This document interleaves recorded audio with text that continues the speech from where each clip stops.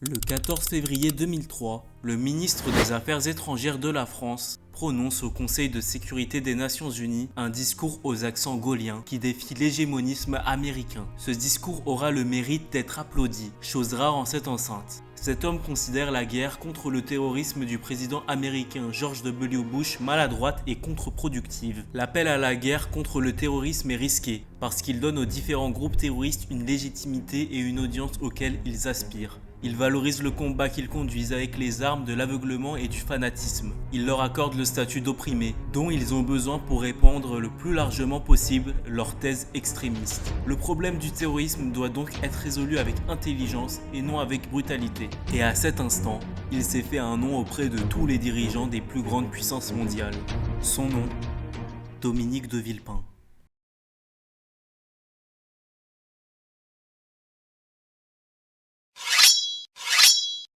Dominique naît le 14 novembre 1953 à Rabat au Maroc dans une famille de diplomates. Cette jeunesse marquée par les voyages forge chez lui une ouverture culturelle et un goût affirmé pour les relations internationales. Dominique passe la majeure partie de son enfance en Afrique du Nord, à Rabat, aux États-Unis où il étudie au lycée français de New York et en Amérique latine au Venezuela. Pour l'anecdote, il est le seul élève de son lycée à Caracas à se mobiliser pour le mouvement de mai 68. Malgré son jeune âge, Dominique s'intéresse à la situation politique de la France à ce moment-là. De retour dans l'Hexagone à l'adolescence, il poursuit sa scolarité au lycée Janson de Sailly à Paris. À seulement 16 ans, il obtient son baccalauréat, marque d'un talent précoce pour l'apprentissage. Très tôt, il se passionne pour la littérature et la poésie, des domaines qui nourriront toute sa vie publique et privée. Après une licence de droit obtenue à Assas, il entre à Sciences Po, puis rentre à l'ENA en 1978. Il sortira 25e de la promotion Voltaire, aux côtés de futurs grands noms de la vie politique française, comme François Hollande et Ségolène Royal. À sa sortie de l'ENA, il effectue son service militaire dans la marine comme officier du porte-avions Clémenceau. Ce double héritage, l'expérience internationale de son enfance et la rigueur des grandes écoles françaises façonnent la personnalité d'un homme à la fois poète et diplomate. Dès sa jeunesse, il se prépare déjà à un destin dans le monde de la politique.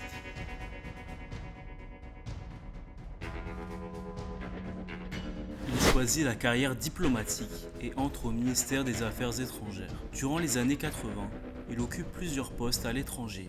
Il intègre la direction des affaires africaines et malgaches et s'envolera pour Washington, où il sera nommé secrétaire à l'ambassade de France. Il se verra confier le service de presse et d'information de l'ambassade. Il débarquera ensuite en Inde, à New Delhi, où il sert comme conseiller à l'ambassade de France. Après quelques expériences de travail à l'étranger, il est temps pour Dominique de rentrer en France. En 92, il sera promu directeur adjoint aux affaires africaines et malgaches à Paris. Au début des années 1990, il devient directeur de cabinet d'Alain Juppé, alors ministre des Affaires étrangères. Ce rôle stratégique le place au cœur de la politique extérieure française et lui permet de tisser des réseaux solides dans la sphère du pouvoir. Sa plume élégante, son goût pour les grands textes et son énergie lui valent rapidement une réputation d'homme brillant, à la fois intellectuel et stratège. Entre 1980 et 1995, Dominique de Villepin construit ainsi les bases de sa carrière, en côtoyant des personnalités du premier plan politique et en continuant d'expérimenter le métier de diplomate.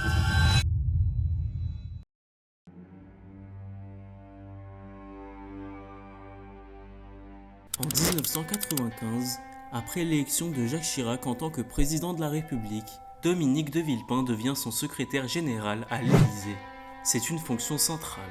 Il est l'un des plus proches conseillers du chef de l'État et participe directement aux grandes décisions stratégiques. Pendant ces années, il gagne la réputation d'un homme de confiance, discret mais redoutablement efficace. Capable de rédiger des discours marquants, dans ce rôle, il s'impose comme l'une des figures montantes de la politique française, bien qu'il n'ait jamais été élu. Jusqu'en 2002, De Villepin reste dans l'ombre du président Chirac, façonnant l'image d'un haut fonctionnaire à la fois poète, stratège et homme d'État en devenir. Pour l'anecdote, en 1997, Dominique de Villepin joue un rôle déterminant dans la décision de dissoudre l'Assemblée nationale. J'ai décidé de dissoudre l'Assemblée nationale. Conseiller influent de Chirac, il plaide pour cette stratégie afin de conforter la majorité présidentielle. Mais le pari se retourne contre eux. La gauche emmenée par Lionel Jospin remporte les élections législatives. ouvrant la voie à une cohabitation inattendue. Les militants du RPR lui en tiennent rigueur, ainsi que Bernadette Chirac, qui aura toujours exprimé de la rancœur envers lui, le surnommant Néron, l'empereur incendiaire. En 2002, Jacques Chirac, réélu, le nomme ministre des Affaires étrangères. Le président français prend la décision de s'opposer à la guerre d'Irak voulue par les États-Unis. Si vous en êtes là, c'est que la vidéo vous plaît. N'hésitez pas à mettre un commentaire, un like ou à partager. Bonne vidéo. Dominique de Villepin, proche des sœurs Bettencourt depuis sa période étudiante, organise début juillet 2003 une opération secrète de libération d'Ingrid Bettencourt détenue en Amérique du Sud. L'opération 14 juillet. Cette opération n'atteint pas son objectif. La France présentera très vite ses excuses. En tant que ministre des Affaires étrangères, à partir de 2002, il est confronté à une crise en Côte d'Ivoire, marquée par une tentative de coup d'État et une guerre civile. De Villepin joue un rôle clé dans les négociations, notamment avec les accords de Marcoussis en 2003, qui visent à instaurer un processus de paix entre le pouvoir ivoirien et les rebelles. Ces dossiers renforcent son image d'homme d'État au cœur des crises, mais aussi d'acteur parfois controversé. En 2016, la juge d'instruction demande le renvoi devant la Cour de justice de la République de Michel Barnier, Michel Alliot-Marie et Dominique de Villepin. Ces anciens ministres sont suspectés d'avoir permis l'exfiltration des mercenaires responsables de l'attaque contre le camp de Bouaké en Côte d'Ivoire en 2004, faisant 9 morts parmi les soldats français. Cette affaire a clairement entaché la réputation de Dominique de Villepin, même si 3 ans après, il n'a pas été condamné. Fait assez rare sous la Ve République, Dominique de Villepin est devenu Premier ministre sans jamais avoir été élu. Avant lui, seuls Georges Pompidou et Raymond Barre avaient connu la même trajectoire. À la différence de ces deux-là, de Villepin n'a jamais tenté sa chance dans une élection après son passage à Matignon. En clair, il a fait toute sa carrière politique sans jamais se frotter directement aux urnes. Il affirme son intention de remettre la France en marche. Et pour lui, l'urgence absolue, c'est le chômage, surtout celui des jeunes. Il mise sur plus de flexibilité du marché du travail pour inciter les entreprises à embaucher.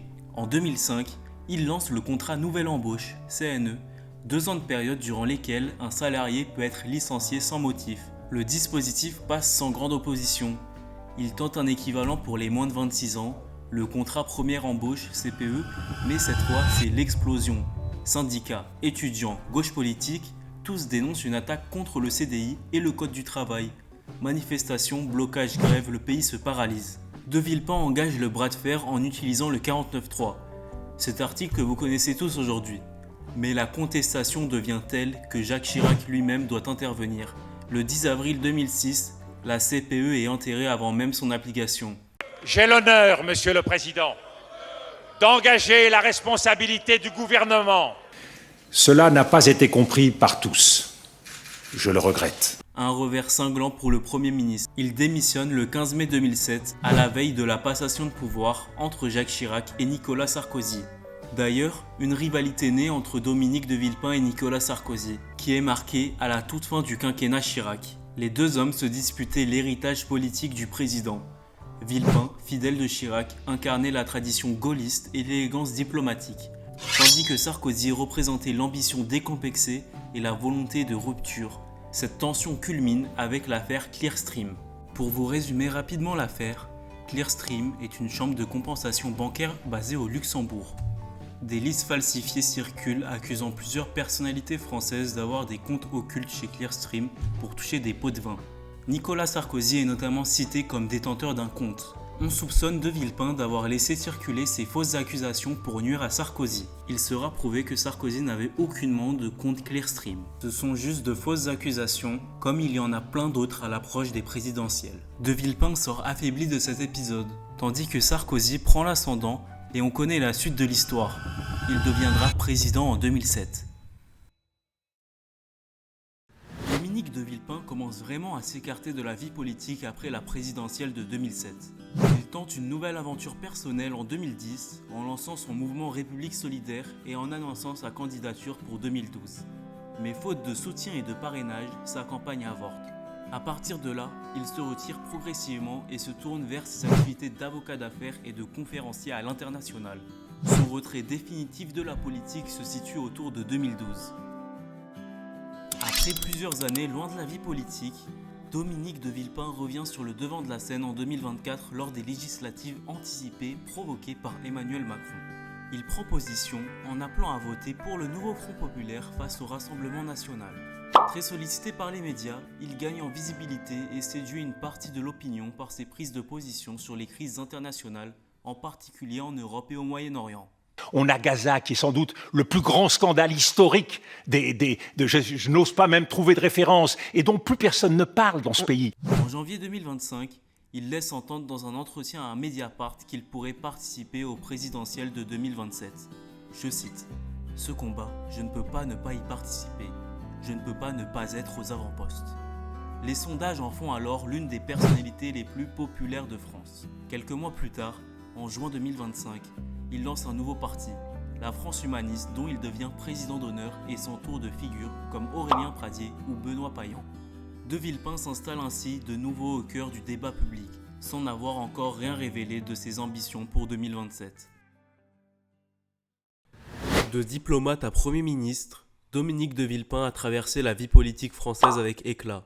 Entre succès mémorables et affaires controversées, figure gaulliste, orateur reconnu, il a marqué les esprits par son refus de la guerre en Irak et par son style singulier. Longtemps éloigné des urnes, il revient aujourd'hui au centre du débat public, laissant planer qu'en 2027, il pourrait bien faire son retour. J'espère que la vidéo vous a plu. Si vous avez la moindre remarque à faire, qu'elle soit positive ou surtout négative, n'hésitez surtout pas à mettre un commentaire, ça m'aiderait beaucoup pour la suite.